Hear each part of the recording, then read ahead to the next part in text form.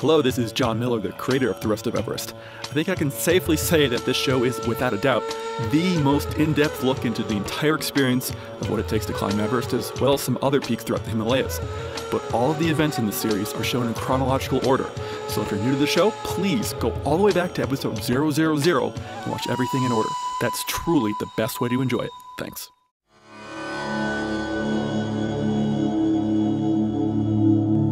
This is the Rest of Everest video podcast, an almost unabridged expedition experience. Episode 177, Travel Tips.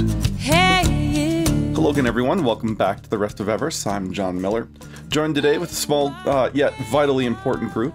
We have Jill, Nicole, Shaquille, Damien, and Roger. How are you guys doing today? Doing good. So today is going to be what I like to call a transitional episode, where we finish out the trek, and then we get going towards the next stage of the trip, which is heading towards the Northside Base Camp. There's a lot of just more driving in this episode, but something very important happens, which I'm really excited to talk about, something that none of us were really expecting. And so let's, I guess that should be enough of a teaser. Let's get into the episode, and let's rejoin us right around Langma Pass. So here we go. So this, I believe, is just when we started leaving the pass. As you can see, Pemba is still suffering from altitude sickness, blurred vision, all that kind of good stuff, strobing vision. So there's only a little bit of this stroby footage left before I got my hands on the camera and corrected the frame rate, or excuse me, the shutter speed.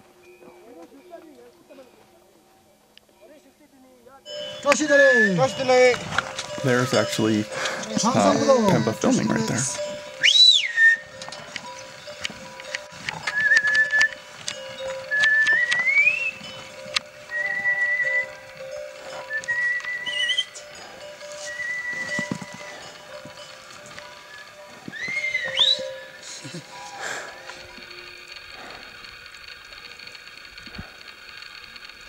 So Chris filmed this stuff here. This is just give you a good indication of just what it was like on the climb up Langma, and there was some of this on the way down Langma. But this is the ice covering the rock, and this is kind of what it was like when we were climbing up, except it hadn't warmed up enough, so there wasn't any water flowing yet under the ice. But this is what we were really challenged with, and why it was a little bit dangerous, and why Lopslang ended up having to pee on the trail to thaw out the ice. Because it was really this sheet of ice that was just everywhere. And it made it very, very difficult going in a certain key area. But that's just all ice there. But obviously, once it warms up and the water starts flowing, it's absolutely beautiful.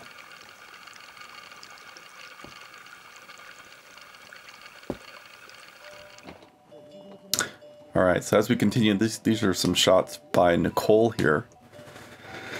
But there's not much footage, because we were all pretty tired out from summiting the pass. I believe that is Tilo in the bottom left-hand corner there.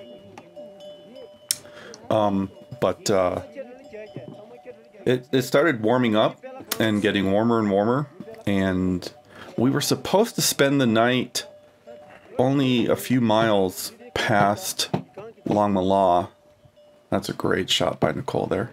I think that is Tilo and Kevin in the middle there.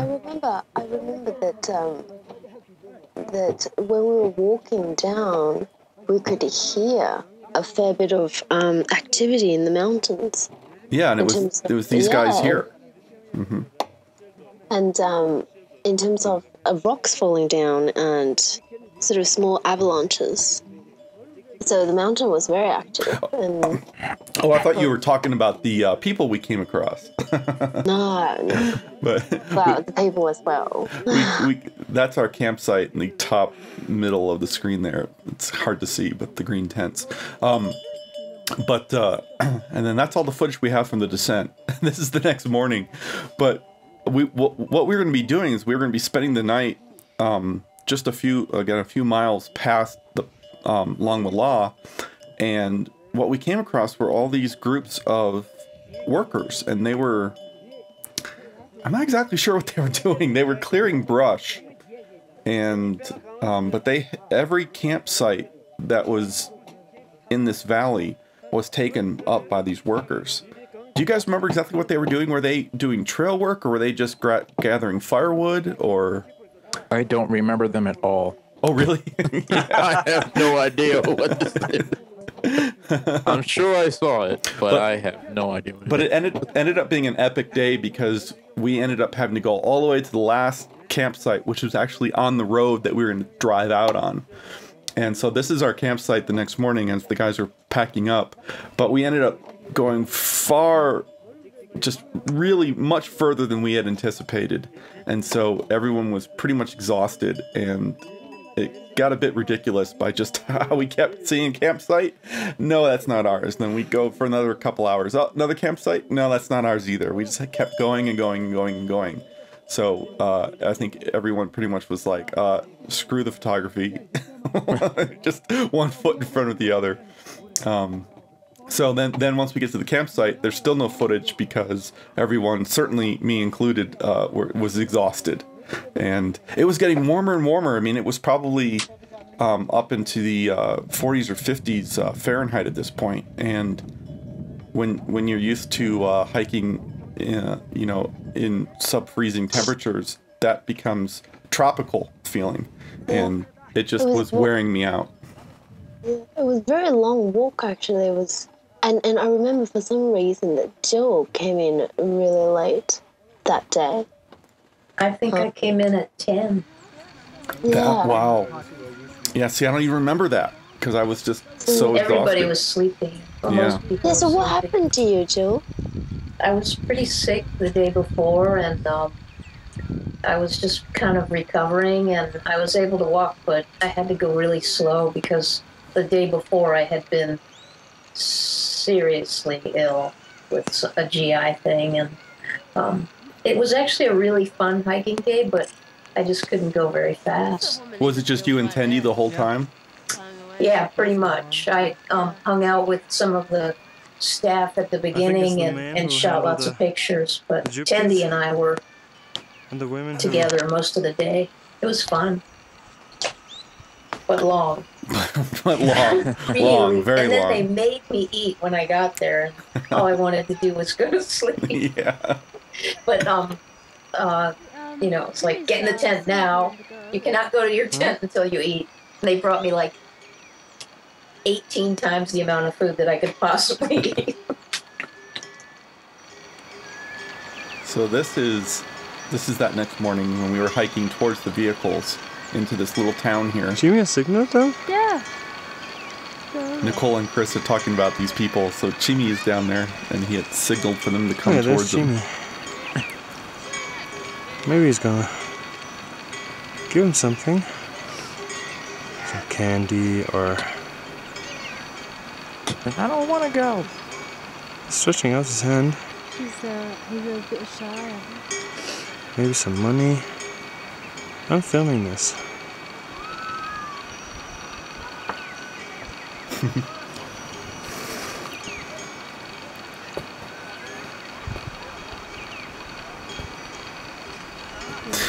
It's one of the wonderful things about Tibet is that the people are all very interconnected.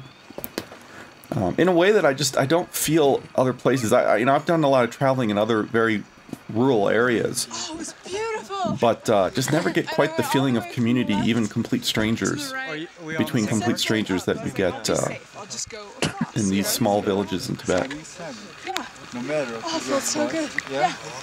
It was wonderful. No. Cheers.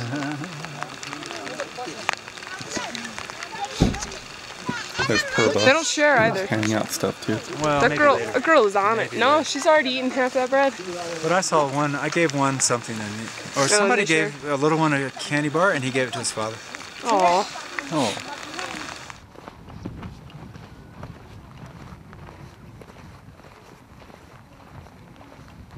So this is, I believe, the last of the hypoxic footage here. Those are our vehicles in the distance there. And so here we are getting ready to load into the vehicles. And getting ready to actually give out the big tip to the Yakmen, which is a really big big event. So Shaquille, you hadn't eaten all your candies yet? I still had some to give away. I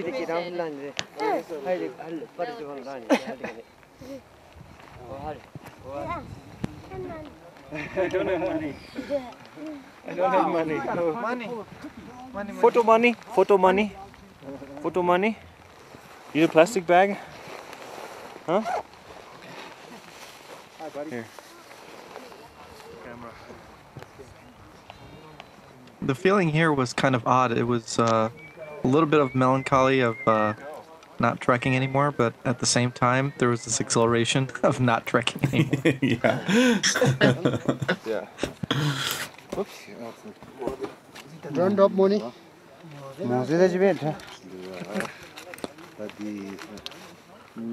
So this is it's tip time here. Now the staff was still going to be staying with us for all the way back to Nepal, but the Yakmen obviously were not going to be staying with us. We were transitioning to the vehicles as beasts of burden. So it was time to say thank you to them for their fine job. Is this where, John, you tell Andy that the more you give them, the less you get? No, I told them that in secret. Oh, okay. Several days later.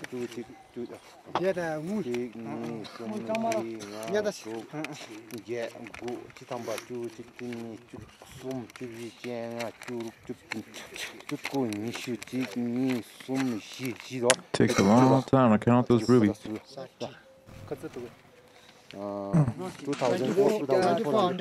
2,400. That's yuan. Do you pay them in rupees or yuan? No, yuan. Oh, that was yuan? Yeah. If they're getting rupees, they'd be ripped off. I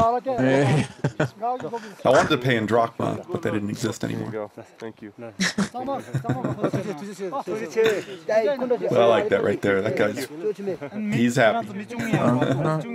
So he was the leader. No idea what his name was. I'm embarrassed to say, but so you give everything to the leader and then it's distributed from there.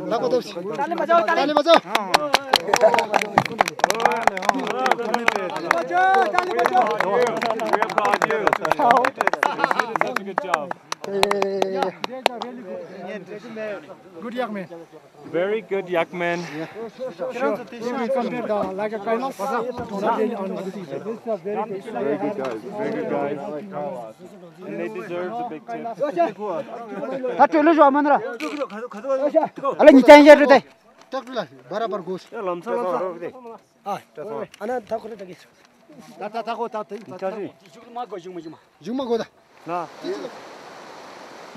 All right, so this is that surprise that we got here. So that's Lob Song in the middle, and to his right is his aunt on his father. So his father's sister. His father is dead. He died a long time ago, and then that is his paternal grandmother. And before this trip, he had never met them before. I think we might have discussed this a little bit at the beginning. But he had never met them before, and so this was their village. So we ended up this is actually the same village that we started nearby when we started the trek, with that nice kind of putting green like campsite, and then we ended it in a different area, but the same, or probably on the other side of the same village. So we just done a big loop, and so he disappeared again after the descent from Langma. He disappeared and spent the night with them again, and as we were driving out of there, they showed up with gifts, and gifts of potatoes. I think everyone who was there got more potatoes than they could possibly eat. But this was really cool. Lopsong told me later on that this is one of the best trips of his life because he got to meet the rest of his family. And he wouldn't have been able to do that had he not been to the area for the track. So this was really, really special to him. And they were really excited to meet him. I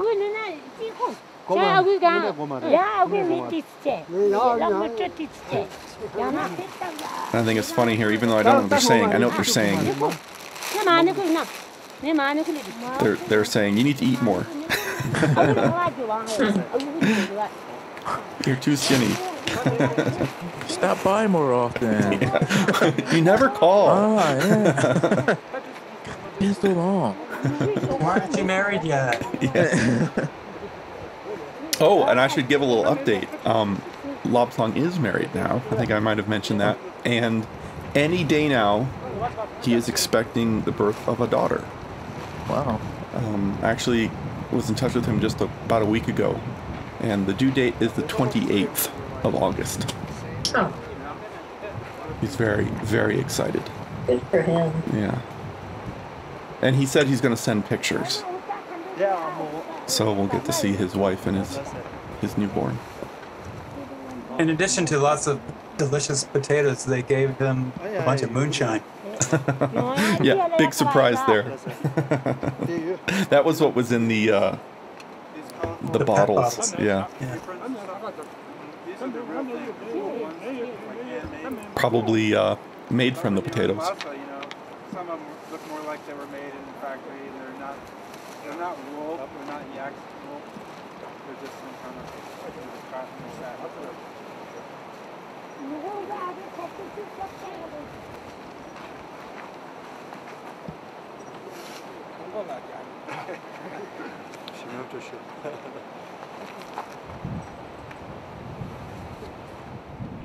How did that taste, Roger?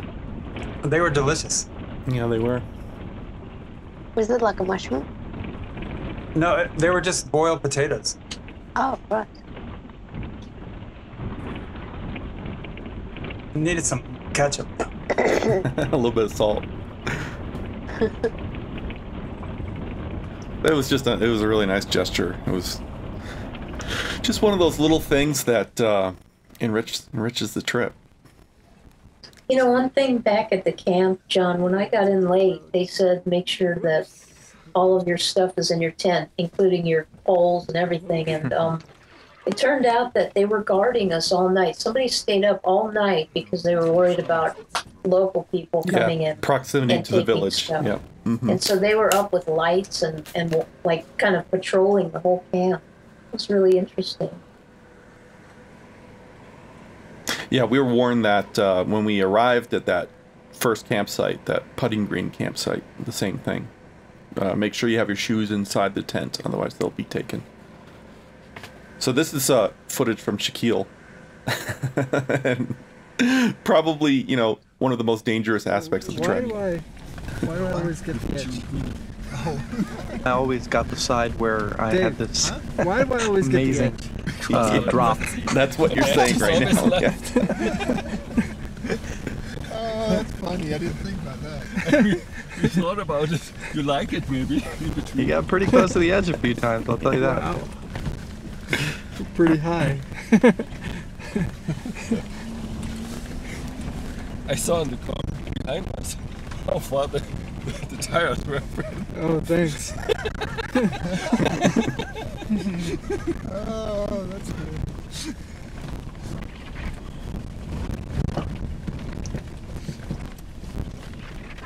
Hey, I'll trade with you. I don't know if you'd want to. Funnier listening to you, though.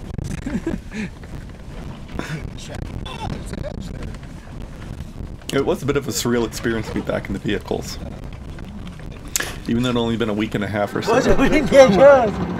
So this is the supplies vehicle. So this is, I think, Tendi and Purba and Pemba.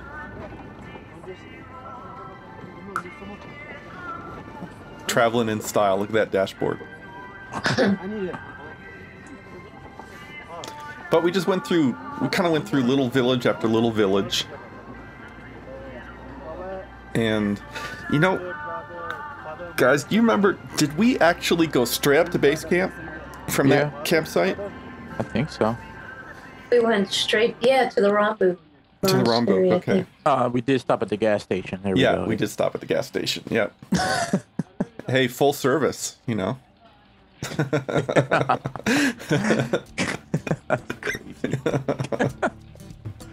But yeah, so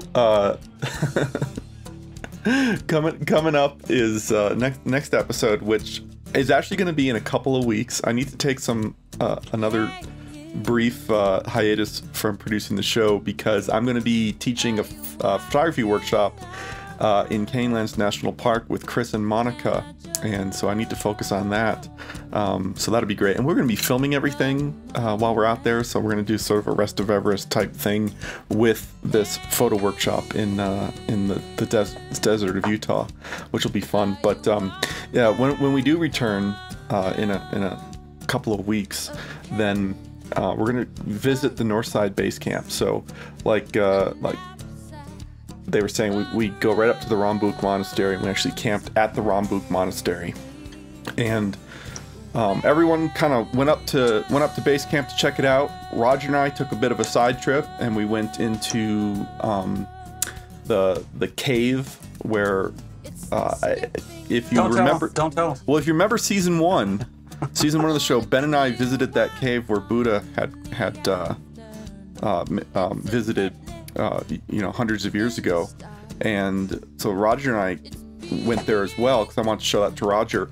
But we had a surprise of a lifetime while in that cave. Wouldn't you say surprise of a lifetime, Roger? It was stunning. It was stunning. So we'll get into that next episode that I post. Yes? John, what happened to the new Tingri?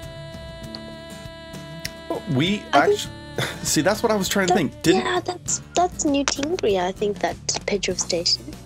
But did we spend the night at some in Dingri and then not Dingri? New Tingri, but it's got a different name as well. I can't remember. But did we spend the night and then go up to base camp, and then spent 2 nights at base camp, and then we came down to Old Tingri?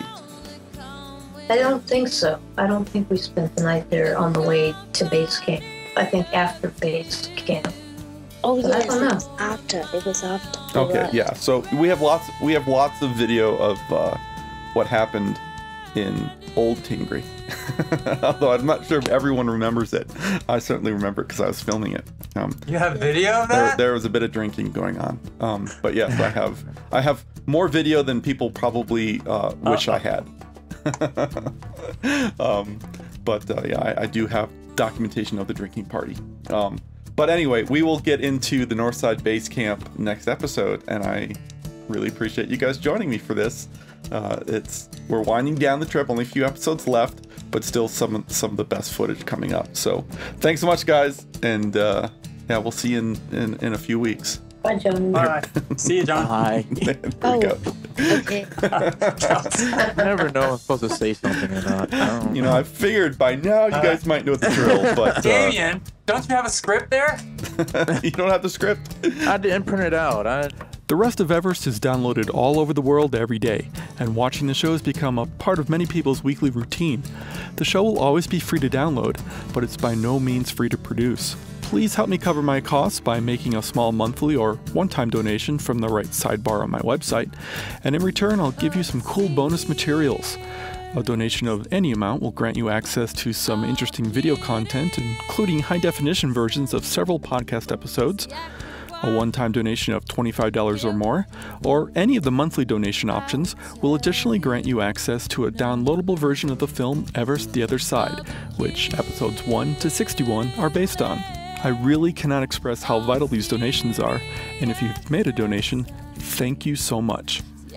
As always, our announcer is Marlon May, and our music is provided by Wendy Wu. Check her out at wendywoo.com. Thanks so much, everyone, and we'll see you next week. Thank you for watching The Rest of Everest. For more information on the expedition, please visit therestofeverest.com.